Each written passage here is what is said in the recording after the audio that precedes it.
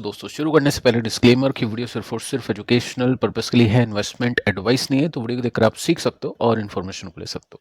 और इससे पहले एक वीडियो मैं आपको दे चुका हूं जिसमें आज के बाजार में क्यों रिकवरी हुई, क्या उसके पीछे का रीजन है, क्या मार्केट रिवर्स हो चुका है या फिर नहीं, उसके ऊपर डिस्कशन किया है। और भी कुछ इंपॉर्टेंट डेटा है जो मैंने आपको यहाँ पे देने की कोशिश की है।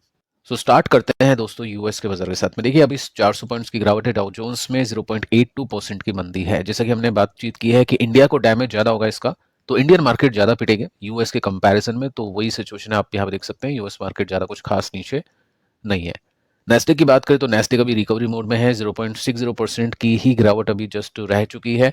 हो सकता है आगे चल के रिकवरी आपको दिखा दे। अब देखिए दोस्तों कुछ बड़ी खबरें यहाँ पे आती हुई देखने को मिल रही है जिसके अंदर ऑल आउट वॉर की बातें की जा रही है। इसका मतलब यह है कि ऐसी वॉर जिसमें जितनी भी पावर है यूएस के पास में, जितनी भी पावर है इजराइल के पास में, जितनी भी पावर है ईरान के पास में, वो सारी की सारी जो पावर है वो यूज होगी। और अगर सारी पावर यूज होगी तो फिर आपको बताइए चीजें कितनी ज्यादा एस्केलेट हो सकती है। तो ये एक्सपेक्टेशंस है यूएस के इन्वेस्टर्स की, और उसके बेसिस पे आज जो मार्केट है मतलब डाउ जोन्स है उसने उसके हिसाब से रिएक्शन दिया है। साथ में आप देखोगे ना तो एक अच्छी खबर ये भी है कि वॉर सेक्रेटरी का कहना है कि यूएस और इजराइल ये जो स्ट्राइक कर चुके ईरान के ऊपर, ये कोई एंडलेस वॉर नहीं है। यानी कुछ ऐसी वॉर नहीं है जो रशिया यूक्रेन के अंदर अभी तक चल रही है। ये वॉर ज्यादा चलेगी नहीं, क्योंकि नो यूएस ट्रूप्स यानी यूएस के जो ट्रूप है वो देखने को नहीं मिल रहे हैं ग्राउंड पर। तो ये जो स्ट्राइक्स है ये ड्रोन से, मिसाइल से और एयर स्ट्राइक यहाँ तक पॉसिबल है। बाकी कोई बड़ी वॉर नहीं होगी, ऐसा यहाँ पे मानना है सेक्रेटरी का। वॉर सेक्रेटरी हम बोल सकते हैं, नेम आप यहाँ पे इनका पढ़ सकते हैं। दोनों पॉइंट्स हैं। यहाँ पे कोई कह रहा है कि ऑल आउट वॉर होने वाली है, यहाँ पे कोई कह रहा है कि एंडलेस वॉर नहीं होगी, ये वॉर काफी छोटी होगी। आपको क्या लगता है कि कितनी लंबी वॉर चल सकती है, कितने दिन, कितने हफ्ते? आप नीचे चाहे तो कमेंट कर सकते हैं। बाकी देखिए दोस्तों डेटा तो कुछ खास अच्छा देखने को नहीं मिल रहा है। अभी जस्ट एक न्यूज आती हुई देखने को मिल रही है जिसमें इजराइल के जो पीएम है उनके ऑफिस पर हमला हुआ है। और यहाँ पे आप देख सकते हैं हमला किया है ईरान ने, मिसाइल अटैक। अब ऐसा अगर होता है और इस तरह की चीजें और खराब होती है, क्योंकि ईरान ने सीधा बोल दिया कि हमारे अगर आपने सुप्रीम लीडर को मारा है तो यूएस का जो लीडर है, इजराइल का जो लीडर है, वो अब हमारा टारगेट बनेगा। और अगर ऐसा कुछ अटैक होता है जिसमें इसराइल के पीएम को कुछ हो जाता है तो फिर वॉर आगे बहुत ज्यादा एस्केलेट हो सकती है। यहाँ पे तो सिचुएशन कुछ खास अच्छी नहीं है। अटैक हो रहा है पीएम के हेडक्वार्टर के ऊपर। अभी तक कुछ डैमेज या कुछ भी नेगेटिव न्यूज आती है सुनने को देखने को नहीं मिलती है, लेकिन हाँ अटैक यहाँ पे किया है, रिपोर्ट्स के जरिए आप देख सकते हैं। अब देखिए दोस्तों एक और बड़ी खबर यहाँ पे आती हुई देखने को मिल रही है कि फ्रांस ने कहा है कि हम बूस्ट करेंगे न्यूक्लियर वॉर हेड्स को। अब न्यूक्लियर की बात जहां पे हो जाती है ना, समझ लो, और ये फ्रांस की तरफ से न्यूज आ रही है। यानी अब क्या है, जितनी भी कंट्रीज हैं वो अपने आप को डिफेंस के अंदर और भी ज्यादा स्ट्रांग करने की कोशिश कर रही हैं, क्योंकि अब ये जो वॉर है 2-3 कंट्रीज के बीच में नहीं है, ये 5 से लेकर 6 या 7 कंट्रीज के बीच में ये वो जो वॉर है अभी के समय चलती हुई देखने को मिल रही है। न्यूज काफी खराब है, लेकिन काफी अच्छी न्यूज है डिफेंस की कंपनीज के लिए, क्योंकि इंडियन कंपनीज भी काफी एक्सपोर्ट करती है बाहर। अगर कंपनीज एक्सपोर्ट करेगी तो कंपनीज का प्रॉफिट बढ़ेगा, स्टॉक के प्राइसेस इंक्रीज करेंगे, और कंपनी जब एक्सपोर्ट करेगी जब डिमांड अच्छी आएगी। कंट्रीज अभी के समय फोकस करिए कैसे तैसे करके एक्सपेंडिचर बढ़ाए और डिफेंस के अंदर स्ट्रांग बनने की कोशिश करें। आज के रिएक्शन को देखने चले तो आज का रिएक्शन तो कुछ खास देखने को नहीं मिला, जस्ट आधे % की तेजी मिली है। अगर मैं इसमें टेक्निकली सिग्नल देखूं तो टेक्निकली अभी तक कोई सिग्नल देखने को नहीं मिला है। जब तक ये लेवल टूटेगा नहीं, जब तक कोई भी सिग्नल देखने को नहीं मिलेगा। टेक्निकली और फंडामेंटली दोनों बेसिस पे इन्वेस्टर ट्रेडर काम करते हैं। फंडामेंटल्स काफी स्ट्रांग है डिफेंस के, लेकिन टेक्निकल अभी के समय स्ट्रांग नहीं है। तो जब टेक्निकल स्ट्रांग हो जाए तब डेफिनेटली यहाँ पे अच्छी बाइंग आती हुई देखने को मिल सकती है। आगे चलते हैं।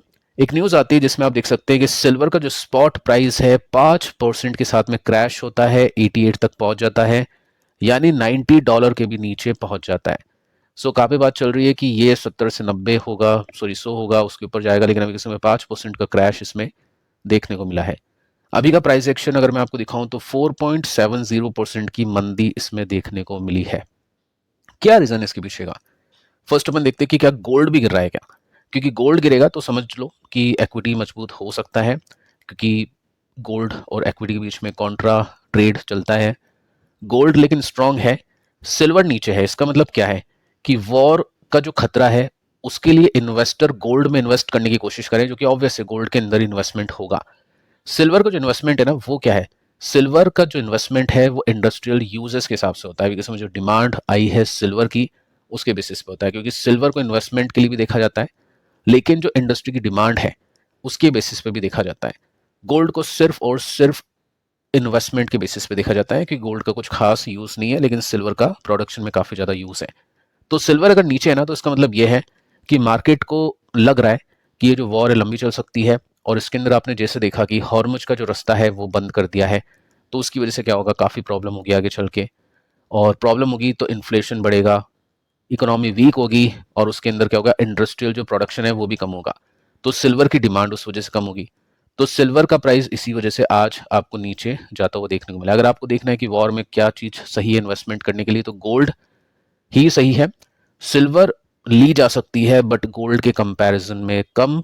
गोल्ड का मैक्सिमम इन्वेस्टमेंट अभी वॉर के अंदर होता है, जो कि आप इसमें प्राइस एक्शन के अंदर भी देख सकते हैं कि गोल्ड अभी के समय प्लस में है और सिल्वर 5% के साथ में नीचे है। लेट्स सी कि कल कैसे ईटीएफ ओपन होते हैं, किस तरह के परफॉर्मेंस देखने को मिलते हैं। साथ में दोस्तों एक सबसे बड़ी खबर अभी के समय आते हुए देखने को मिल रही है, जिसको हम चार्ट के फॉर्मेट के अंदर देखते हैं सबसे पहले, और ये जो चार्ट है आपको बताने की कोशिश कर रहा है कि यहाँ पे हो चुका है एक ब्रेकआउट। परसेंटेज हम देखें तेजी का तो 45% यानी 50% के आसपास का जंप है। ये क्या है, ये है natural gas. So natural gas ऊपर जा चुकी है 45% के साथ में, बहुत बड़ी बात है। और ये डैमेज कहाँ कहाँ पहुंचाएगी उसको चेक कर लेते हैं। आप देख सकते हैं यूरोपियन गैस का जो प्राइस है उसका प्राइस अभी के समय बढ़ चुका है 50% के साथ में। क्योंकि क्या है, रीजन क्या है इसके पीछे का, कतर जो एनर्जी है वो हॉल्ट कर चुकी है, वो रोक चुकी है गैस का प्रोडक्शन। अब डिमांड तो देखो होगी, डिमांड के अंदर तो कोई प्रॉब्लम होती नहीं है, लेकिन अगर सप्लाई के अंदर डिस्ट्रप्शन हो जाता है तो फिर प्राइसेस इंक्रीज करते हैं। वन ऑफ द वर्ल्ड का लार्जेस्ट एलएनजी एक्सपोर्टर है जिसने रोक दिया है, रिड्यूस कर दिया है एलएनजी का शिपमेंट। अब इसके पीछे का रीजन आपको बताइए, शिपमेंट अभी रुकेगा। पिछले वीडियो के अंदर मैंने आपको तकरीबन 500 कुछ कंटेनर्स थे जो अटके हुए हैं फ्रोजन फूड के, क्रूड ऑयल का भी रास्ता भी बंद हो चुका है, तो उसके साथ में काफी सारी चीजें इंपोर्ट एक्सपोर्ट होती थी, तो वहां पे भी रोक अभी के समय लग चुकी है। इसके पीछे का रीजन आप देख सकते हैं, मिडिल ईस्ट के अंदर जो जियोपॉलिटिकल टेंशन चल रही है, मैक्सिमम जो टेंशन है ईरान रीजन के आसपास है, और उसी वजह से यहाँ पे अटैक की धमकी दी जा रही है कि जो भी यहाँ से सप्लाई करेगा उसको फिर डैमेज भुगतना पड़ेगा। तो कंपनीज अभी के समय रुक चुकी है कि वहां से कोई भी सप्लाई नहीं हो, और वो रास्ता काफी इंपॉर्टेंट है, मैक्सिमम पार्ट वहां से ही गुजरता है इन सामानों का, और उस वजह से काफी बड़ा डैमेज यहाँ पे देखने को मिला है। सप्लाई डिसरप्शन की वजह से काफी बड़ी तेजी देखने को मिली है। सो स्ट्रॉन्ग डिमांड लेकिन लो इन्वेंट्री, इस वजह से प्राइसेस का ऊपर जाना भी के समय आप देख पा रहे हैं। 50% का जंप है, देखो बहुत बड़ा जंप है। इसकी वजह से क्या इंडियन मार्केट के ऊपर डैमेज होगा उसको चेक कर लेते हैं। पॉसिबल इंपैक्ट है शॉर्ट टर्म का, क्योंकि हम क्रूड ऑयल के ऊपर ज्यादा डिपेंड करते हैं गैस के कंपैरिजन में। अगर आप देखोगे तो यहाँ पे देखो इन्फ्लेशन हो सकता है, ठीक है। फॉरेन इन्वेस्टर्स रिड्यूस कर सकते हैं अपनी होल्डिंग्स को, वो आज के दिन भी देखने को मिला है, हो सकता है अगले कुछ दिनों के अंदर वही सीन अपने को देखने को मिले। लेकिन दोस्तों यहाँ पे लिमिटेड ही इम्पैक्ट देखने को मिलेगा, क्योंकि इंडिया जो भी इंपोर्ट करता है गैस को वो लॉन्ग टर्म कॉन्ट्रैक्ट के साथ में करता है। उसका एक प्राइस होता है, जैसे प्राइस अभी के समय चल रहा है 10, अब वो प्राइस कभी 12 होता है कभी 8 होता है, तो हम कॉन्ट्रैक्ट कर लेते हैं कि प्राइस चाहे 12 जाए या 8 जाए, हम 10 रुपये आपको देंगे, और उसके साथ में एक जो भी टाइम होता है, चाहे वो 1 साल हो या कुछ महीने हो, उस टाइम के पीरियड के अंदर वो कॉन्ट्रैक्ट होता है। सो प्राइस वॉलेटिलिटी का इतना कुछ खास नुकसान इंडिया को नहीं होगा।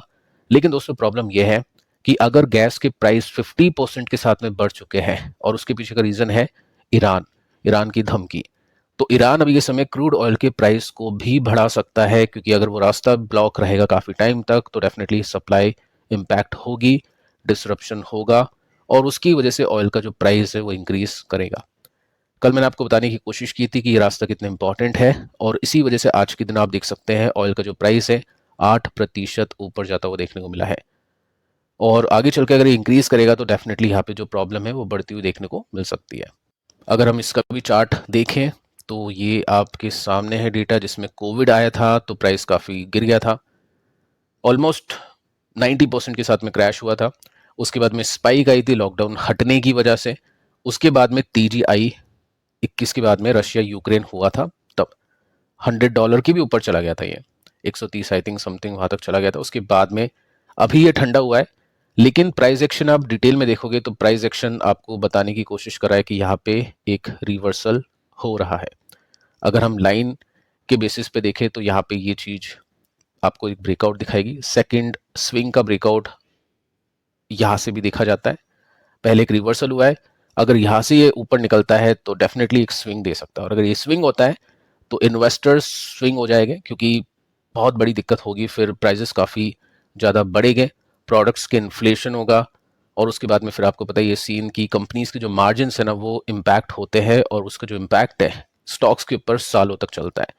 सो देखते हैं ये वॉर कितनी लंबी चलती है और आगे चल के किस तरह की सिचुएशन देखने को सुनने को मिलती है। फिलहाल दोस्तों इस वीडियो में इतना ही, पिछले वीडियो को आप देख लेना, मिलते हैं नेक्स्ट वीडियो में, तब तक के लिए बाय बाय।